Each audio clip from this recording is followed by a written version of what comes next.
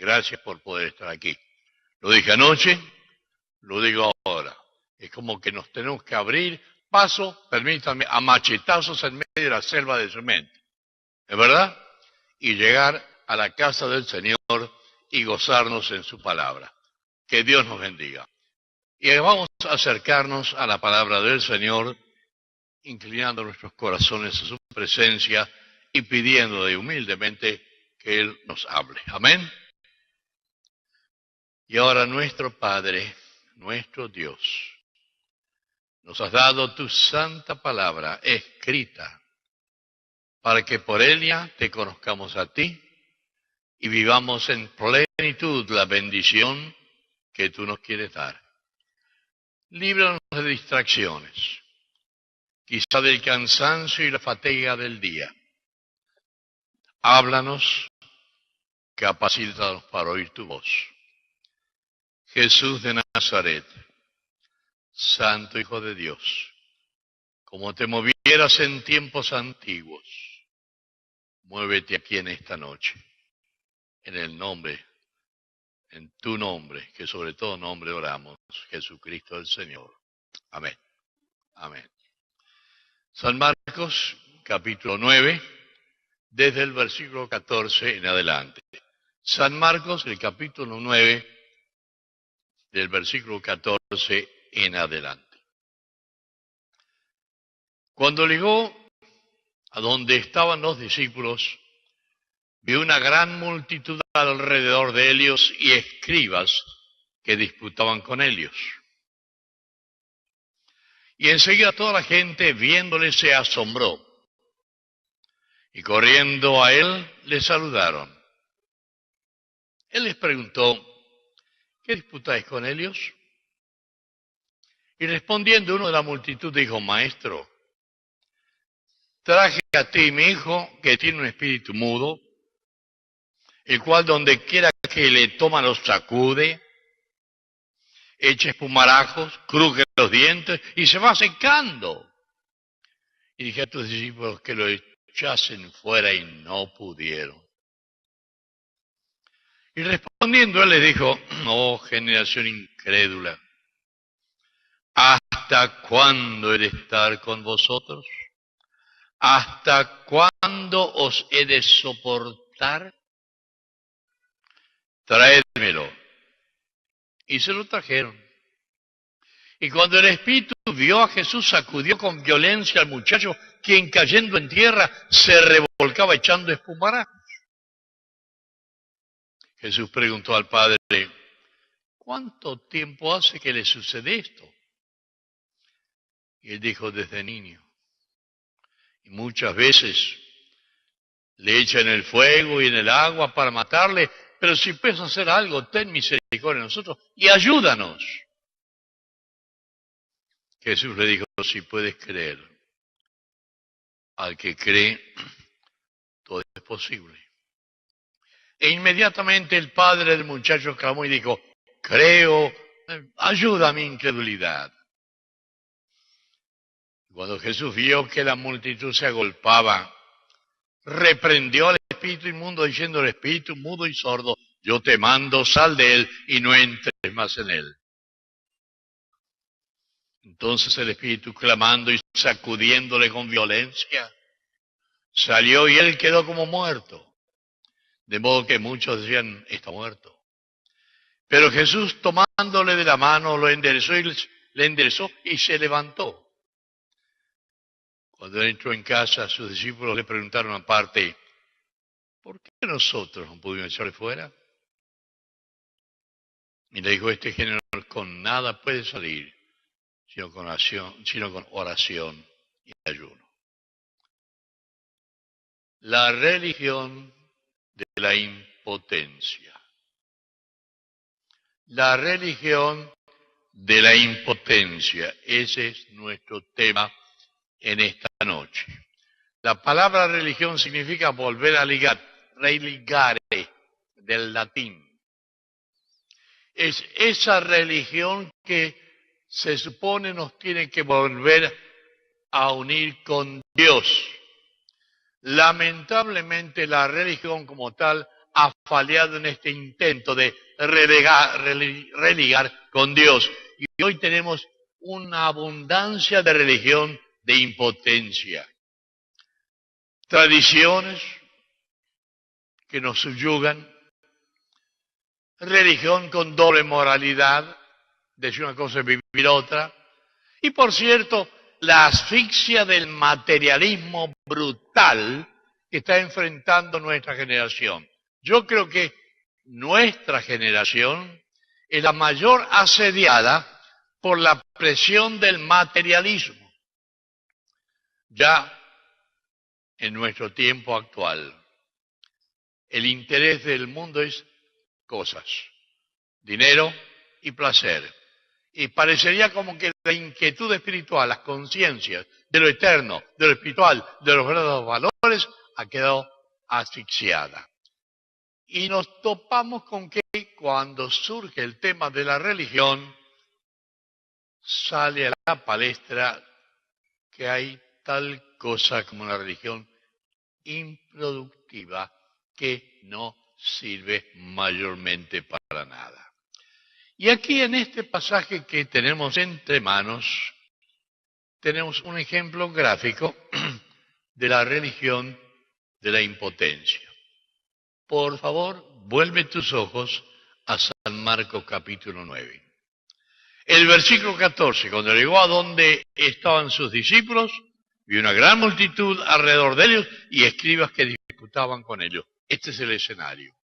Una multitud. Los discípulos, ojo, la palabra discípulos significa disciplinados, que debieran haber estado formados por las enseñanzas de su maestro, discipulados, disciplinados, formados para cumplir una tarea. Había una gran multitud percibiendo como parte del escenario. Y escribas que disputaban con los discípulos. Era como un estadio, un juego. Ahí están los discípulos que debían estar disciplinados como buenos jugadores. Y están los escribas. ¿Quiénes son los escribas? Gente que era conocedora, ¿me permites ponerlo en nuestro vocabulario? Conocedora de Biblia. Gente que iba a la iglesia, estaba entrenada en las tradiciones y lo que tenía que ver con el Evangelio, usándolo en nuestro contexto. Escribas. Una multitud, discípulos que debían estar formados en lo que había dicho Jesús, formados, y escribas religiosos. ¿Qué estaban haciendo? Discutiendo. Jesús se acerca, lo vemos aquí, 16, les preguntó qué disputáis con ellos, y surge ahora el problema que nos ocupa. Dice el versículo 17, y respondiendo uno de la multitud dijo, Maestro, traje a ti mi hijo que tiene un espíritu mudo, el cual donde quiera que le toma lo sacude, echa espumarajos, cruje los dientes, se va secando. Y dije a tus discípulos que lo echasen fuera. ¿Y qué? No pudieron. La religión de la impotencia. Permíteme quizá armar el cuadro. Aquí hay un hombre, está en el Evangelio de Mateo, también hay que leerlo, que representa la postración de nuestra humanidad, de nuestra sociedad. Este hombre encarna a una sociedad postrada. San Mateo dice que viniendo a Jesús se arrodilló. Nuestro mundo es un mundo arrodillado por más que pretende estar de pie. Está arrodillado. Viene con su impotencia. Está allí con una carga de alma. ¿Has pensado ¿cuál sería tu situación si tendrías un hijo así en tu casa? Piensa, tiene un espíritu mudo, no habla, pero entra en crisis, convulsiones, acude, echa espuma por la boca, cruce con los dientes y se va secando. ¿Cuál sería tu situación con un hijo así? Estarías quebrantado. Irías buscando cielo, tierra y mar, alguna respuesta. Y este hombre ahora se acerca al Señor. El Señor está ahora en anonimato, porque hay una muchedumbre, pero se encuentra con los discípulos. Aquellos seguidores de Jesús, aquellos que según San Marcos, algunos capítulos anteriores, habían sido investidos de poder para sanar enfermos, limpiar leprosos, echar fuera demonios. Eso está en Lucas, en los capítulos anteriores. Pero resulta que ahora hay una situación donde se requiere que estos discípulos que fueron investidos con poder puedan administrar liberación a este padre acongojado con un hijo fuera de sí. Porque este hijo está fuera de sí. No era dueño de sí mismo. Más que enloquecido, estaba endemoniado. No era un problema psicológico, ojo, era un problema espiritual. Y ahora se está pidiendo a los discípulos que intervengan con el poder que ellos recibieron del Señor Jesús para liberar a este hombre esclavizado, a este hijo esclavizado. ¿Y qué pasó? No pudieron. La impotencia. El hijo era un hijo lunático, dice la versión. En el diccionario dice que un hijo lunático es el que padece locura por intervalos en forma no continua. El texto dice que padece muchísimo, botado en el agua, botado en el fuego, mudo, cruje dientes, convulsiona, echa espumarajos, se va secando. ¿Te das cuenta? Y este es un problema clásico de demonios.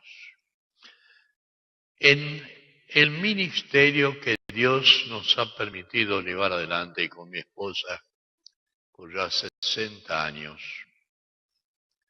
nos ha confrontado con situaciones de endemoniados.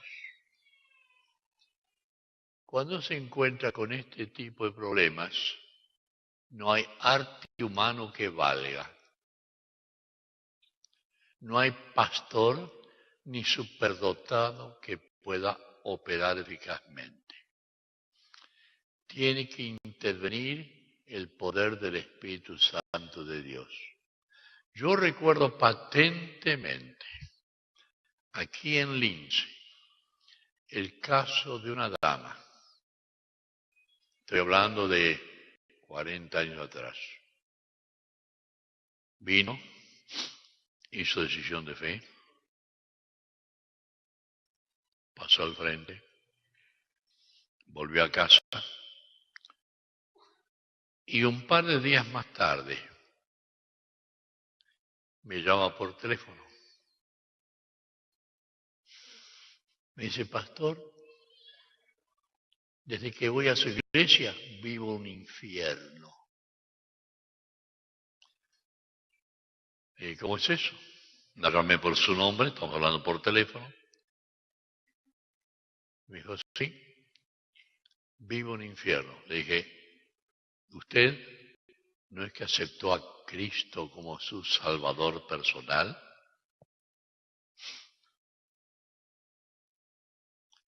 La voz cambió. Hasta el día de hoy me tomó tan de sorpresa que no pude captar a cabalidad lo que esa voz decía. Pero entendiendo un poquito lo que estaba pasando, entendí que la voz me dijo, no metas a Cristo en esto.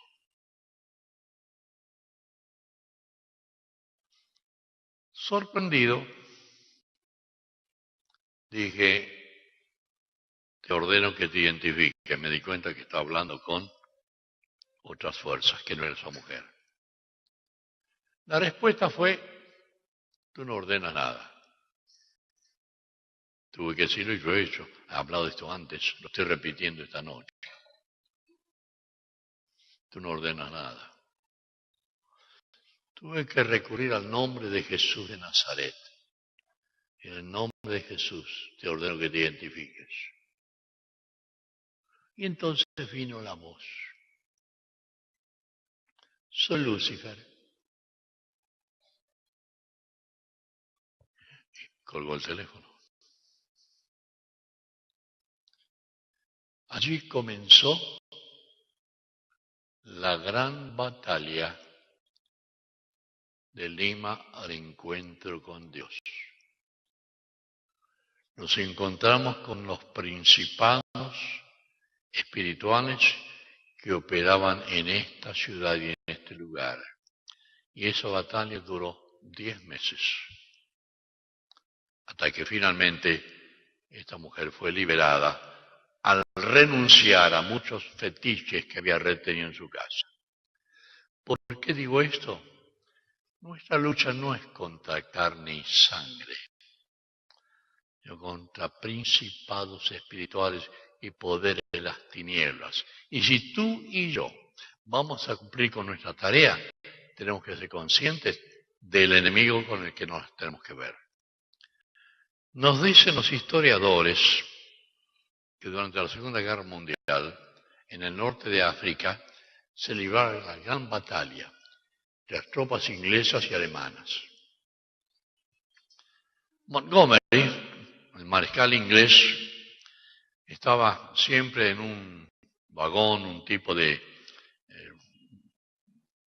camión grande que se movilizaba, y sorprendentemente para un periodista que lo entrevistó, descubrió que Montgomery, mariscal de las tropas británicas, tenía en su cuarto, en ese vagón movedizo, el retrato de Rommel, el mariscal de las tropas alemanas. Un cuadro bastante grande. Y el periodista le dijo, pero señor Montgomery, ¿cómo es que usted tiene ese cuadro de su enemigo? Y Montgomery le dijo, yo quiero conocer los rasgos de mi enemigo, quiero ver sus ojos, sus facciones, y entenderlo, conocerlo bien a fondo porque estoy luchando contra él y quiero saber con qué me estoy topando. ¿Nos hemos dado cuenta con quién estamos luchando? ¿Conocemos al enemigo de nuestras almas? ¿Entendemos el tipo de poder que necesitamos para no quedar estancados en la religiosidad de impotencia? Aquí los discípulos tenían un desafío y no pudieron ejercitar el poder que Dios les había dado. Te pregunto, ¿el Señor te ha llamado? ¿Has recibido a Cristo como tu Salvador? ¿Has nacido de nuevo? ¿Eres consciente de tu ubicación en este tiempo, en este lugar de la historia?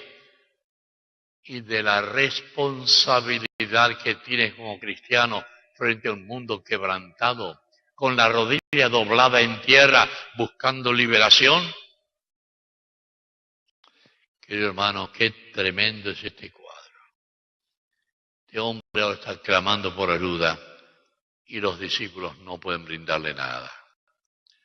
El pasaje, por cierto, dice, y yo me atengo aquí a las notas porque el tiempo no da para una ampliación muy grande, que el hombre ahora, en impotencia, ve que viene el Señor Jesús, le explica el caso Y la sentencia que dicta el Señor Jesús en el versículo 19, yo lo tengo subrayado, 9:19 de Marcos, dice, oh generación incrédula. En San Mateo agrega y perversa. Generación incrédula y ¿qué? Perversa. Eso está en San Mateo. La palabra perversión significa torcedura. ¿A quién le está dirigiendo el Señor esas palabras? A sus discípulos. A los que debieron ser plenamente capaces de llevar adelante el nombre de Jesús en un ejercicio de liberación. Te pregunto y me pregunto, ¿estamos acondicionados? ¿Estamos preparados para un ministerio de liberación en un mundo que está aprisionado por el mismo diablo? Por cierto, nos caben las palabras de, como creyentes, generación incrédula y perversa, con incapacidad que nos caracteriza como una generación torcida, que da lugar a que la gente que nos rodea tenga confusión y haga discusión. Ahí están los escribas, conocedores de Biblia, y están los discípulos en impotencia. ¡Qué cuadro triste! ¡Qué cuadro lamentable! Y me pregunto, ¿qué tal nos va a nosotros con esa situación? Siempre recuerdo este caso que acabo de mencionar. Tardamos 10 meses en ver la liberación de esta mujer, que era una médium espiritista. Y allí, repito, se libró la gran batalla del imán en encuentro con Dios. Y fue a través de esa experiencia que se soltaron los poderes. Y esta iglesia que tenía 117 miembros y una asistencia que no pasaba de 200 personas por un lapso de más de 10 años, ¿me siguen? Comenzó a vivir un proceso de desarrollo, crecimiento, y empezó Lima al encuentro con Dios. La iglesia de Lince creció,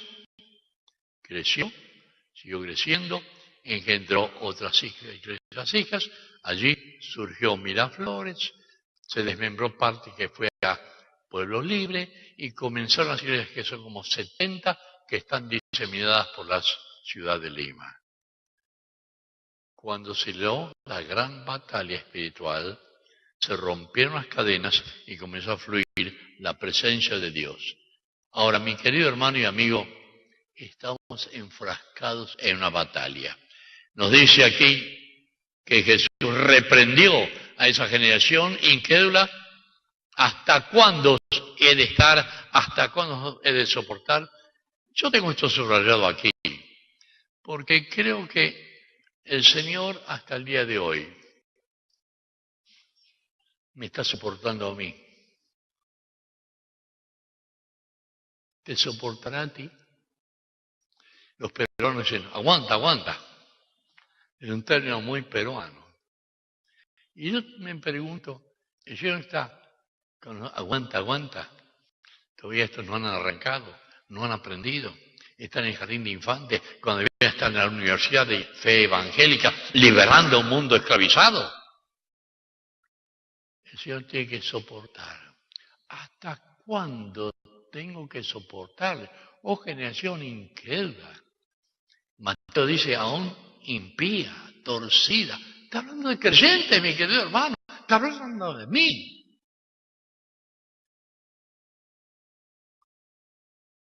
Yo he ponderado esto y digo, Señor, ayúdame. Ayúdame a no ser un creyente impotente, carente de vida de oración, sin eficacia intercesora ante un mundo que nos rodea.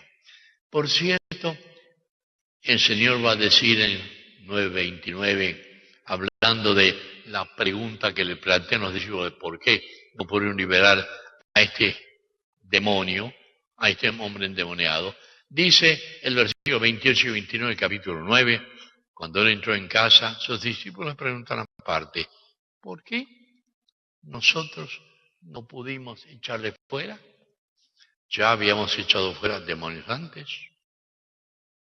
habíamos sanado enfermos antes, y consta en las páginas anteriores del mismo Evangelio de Marcos. ¿Por qué ahora no pudimos? Versículo 29. Este género con nada puede salir, sino con oración y ayuda. No está hablando de una oración de apuro, Yo tengo que bendiga, no. Es la oración detenida, persistente, que no deja de orar hasta saber que ha entrado en la presencia de Dios. Es la oración persistente. El ayuno tiene que ver con el refuerzo a este tipo de oración. Cuando me aparto de las necesidades básicas, físicas, materiales, para dedicarme con intensidad a lo espiritual.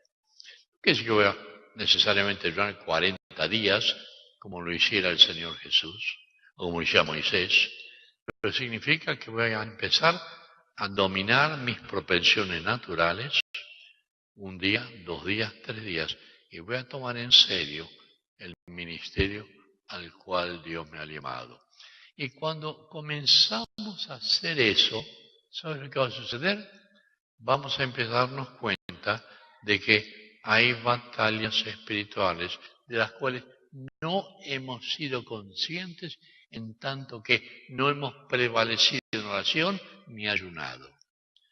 Tan pronto comenzamos a entrar por la puerta de la oración y ayuno, uno cobra visión espiritual. Comienza a ver las cosas. En Lima, al encuentro con Dios, vivimos muchas experiencias que no voy a entrar a detallar ahora. Pero recuerdo una de ellas. Tenía con un discernimiento que Dios nos dio en el momento de la batalla crucial, que nos permita ver. Me acuerdo de una oportunidad, le dije a mi esposa, vamos a orar por fulana de tal, porque está bajo la sombra de una posesión demoníaca. No me pregunta cómo lo sabía, lo veía. Y no soy ningún experto en fenomenología espiritual. Era algo que Dios daba en ese momento para tener liberación. Estamos puestos en las manos de Dios para que el Espíritu Santo nos use y libere a la gente que está esclavizada. Aquí estos discípulos no pudieron liberar a este caso endemoniado. Eso dice, ¿por qué? Porque no están orando ni ayunando, no están dedicando tiempo al Señor. Sus prioridades están alteradas, carecen de poder espiritual. Es la religión de la impotencia. Es el título de nuestra meditación esta noche. La religión de la impotencia. Quiero plantearte la interrogante. ¿Es mi religión una religión impotente? Impotente porque no está transmitiendo vida de santidad, ojo, vida de victoria sobre el pecado. Todos tenemos un talón de Aquiles. Así que los 3 grandes pecados capitales que hacen el son sexo, dinero y orgullo. Sexo, dinero y orgullo. Y quien no cae en uno, cae en el otro. Y quien no cae en uno, cae en el otro. Y es bueno que nos detengamos un poquito a pensar. ¿Cuál es mi talón de Aquiles en mi vida espiritual? ¿Sexo? ¿Orgullo? ¿Amor al dinero? Decidamos por nosotros mismos. Tenemos que lograr la victoria sobre nosotros mismos y entrar a la investidura de poder que concede nuestra vida al control del Espíritu Santo. No hacerlo nos constituye una generación incrédula y perversa, desprovista de fe y torcida, y bajo la censura del Espíritu Santo. Si yo dejo esto aquí, esto es muy negativo. Quiero avanzar al positivo. Qué bueno es ver cómo el Señor interviene, suple la impotencia de los discípulos, libera a este endemoniado Y luego decir a los discípulos, ustedes van a tener que aprender lo que es vencer espiritualmente. ¿Cómo? Yendo a la iglesia, estudiando teología. No. Oración. Al ir a casa ahora, ¿tenemos tiempo para orar? ¿O veremos informativo? ¿O comeremos? ¿O charlaremos? ¿Tenemos un tiempo detenido frente al Señor en oración, calmada? ¿Tenemos un tiempo de reflexión en la palabra? No una lectura rápida del Salmo 23, Jehová es mi pastor, no me faltará. No. Tiempo a solas con el Señor, permitiendo que esa oración y eventualmente ese ayuno abra el campo de nuestro corazón a la intervención soberana del Espíritu Santo. Cuando eso sucede, automáticamente el poder de Dios comienza a fluir. Y Dios nos va a dar palabras que ni habremos imaginado que pudiéramos pronunciar. Me ha sucedido, no porque sea un fuera de serie, soy el más necesitado de todos, pero he despertado que a veces en consejería he dicho cosas que a mí mismo me han sorprendido. Y a veces tiempo más tarde, gente que aconsejaba, pastor, yo vine a usted y usted me dijo tal y tal cosa. Y yo me rasco la calle, yo dije tal y tal cosa.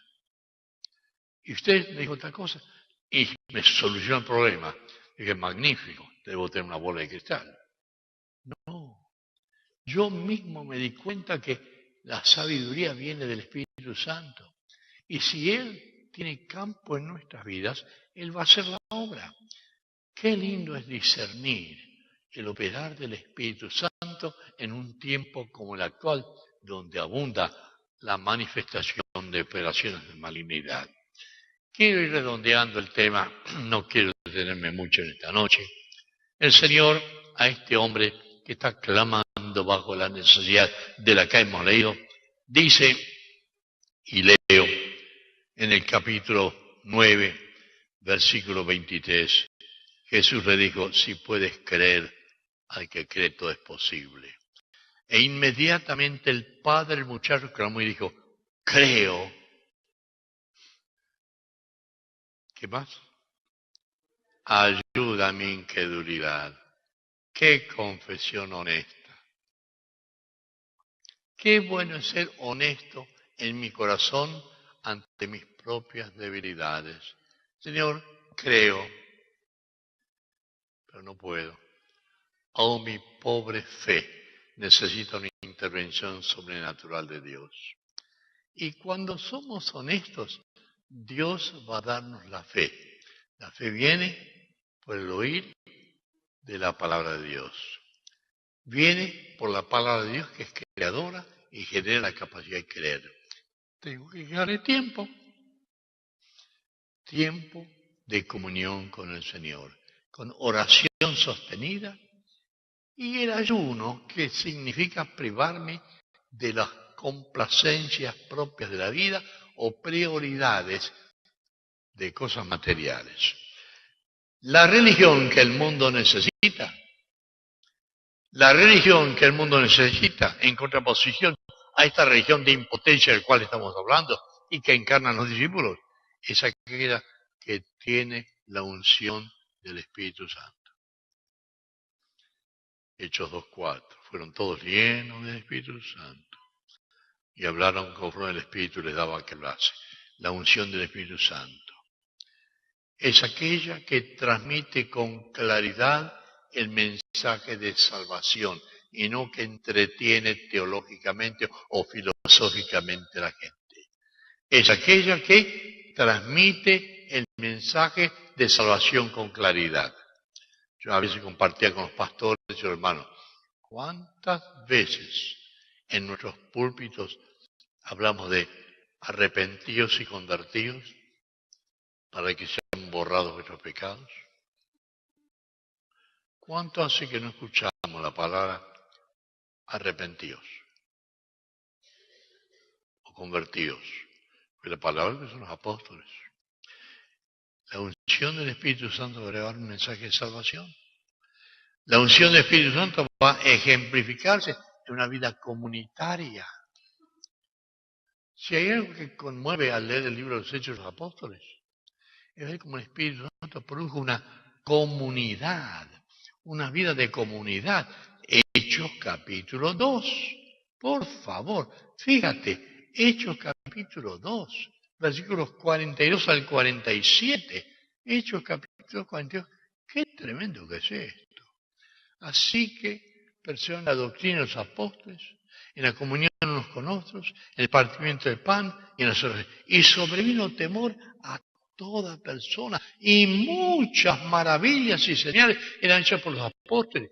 Todos los que habían creído estaban juntos y tenían en común todas las cosas, y vendían sus propiedades y sus bienes, y los repartían a todos según la necesidad de cada uno, y perseverando unánime cada día en el templo, y partiendo el pan en las casas, comían juntos con alegría y sencillez, alabando a Dios y teniendo favor con todo el pueblo, y el Señor añadía cada día a la iglesia los que habían de ser salvos.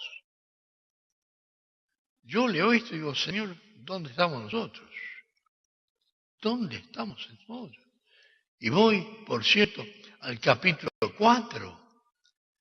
Y dice el capítulo 4, versículo 32, y la multitud que habían creído era un corazón y un alma, y ninguno se hizo el suyo propio, nada de lo que poseía, sino que tenían todas las cosas en común, y con gran poder los apóstoles daban testimonio de la resurrección del Señor Jesús, y abundante gracia sobre todos, y no había entre ellos ningún necesitado, porque todos que poseían heredad de su casa las vendían y tenían el precio de lo vendido y lo ponían a los pies de los apóstoles. Y se repartía cada uno según su necesidad. ¿Te das cuenta de lo que es una iglesia con potencia? Aquí está escrito el cuerpo entero. Yo quiero redondear el tema con esta noche, urgiendo a que despertemos a nuestra condición espiritual. ¿Es mi religión o religiosidad una religiosidad de impotencia, de rutina, sin la trascendencia del poder de convicción del Espíritu Santo? Si hay algo que yo no merezco, entre muchas cosas que yo no merezco, fue la acotación que recibí de un querido hermano ya en la gloria, don Pedro Belinsky, que era búlgaro o húngaro, no me acuerdo. Yo era joven, y él dijo algo que me sacudió de pie a cabeza, porque yo no esperaba escuchar eso de él, de don Pedro. Un hombre alto, grande, me rebasaba a mí en altura. Y dijo algo que yo nunca pude acabar de aceptar. Nunca consideré que era digno de lo que él me decía. ¿Sabe lo que me dijo? Alfredo, yo veo a Cristo en usted. Me pegó. Usted ve a Cristo en mí. Tiene que ir al oculista. Es un hombre de Dios. Y yo le confieso, a mí me sacudió de pie a cabeza. Pero me hice consciente de algo de lo cual yo era inconsciente. Cristo está en nosotros. Que lo sintamos o no lo sintamos. Y hay otra gente que lo va a ver, aunque a nosotros no nos cuenta. Y ese hombre, en cierto sentido, marcó mi vida. Don Pedro Belinsky. Estoy hablando de muchas décadas atrás. Termino. Cristo en vosotros, la esperanza y gloria, es el secreto de la religión con potencia. Religión con potencia, porque el poderoso está viviendo en ti. Y el poderoso está viviendo en mí. Y yo vivo en romance con él porque él me ama y yo le amo. Y comienzo a obedecerle a cumplir con Él, a darme a la gente, vivir en armonía con su palabra, amo a mi esposa, amo a mis hijos, trato de respetar al mundo que me rodea, y cuando veo tantas deficiencias que hay en mí, Señor, ten misericordia de mí, porque estoy lleno de deficiencias. Y ruego que la gracia de Dios supla mis deficiencias y me pueda llenar más y más de su presencia. ¿Estamos diciendo eso, mis queridos hermanos? ¿Tú lo estás diciendo? ¿Lo deseamos? Estamos ansiosos de que Dios realmente nos haga religiosos con poder y no caigamos en la religiosidad de la impotencia. El mundo está harto de la religiosidad de impotencia. Necesita religión poderosa. Que venga el Espíritu Santo. Amén. Amén. Vamos a orar. Gracias, Padre, por esta pausa reflexiva. Úsala, bendito Espíritu Santo, aun en nuestras limitaciones. Tómanos de la mano, guíanos según tu consejo. Haz tu obra. Haz tu obra en nuestros corazones. Glorifícate, tomando el control de nuestra mente, de nuestros sentimientos, de nuestra voluntad, de nuestros cuerpos. Si estás orando, mi querido hermano, te identifica con estas palabras. Díselo al Señor. Hable tu corazón en silencio. Ponte de pie si estás identificándote con esta oración. Ponte de pie en silencio y dile, Señor, aquí estoy. Yo quiero orar por aquellos que están en pie. No voy a detenerme mucho.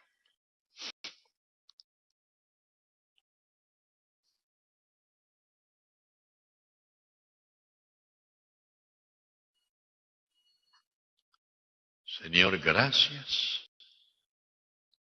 Gracias por hablar a mi vida. Yo estoy aquí en pie delante de ti y ruego que me bendigas con el poder y la presencia de tu Espíritu en renovación total. Toma mi vida en el nombre de Jesús. Amén. Que hermanos, Dios les bendiga y les guarde. Amén.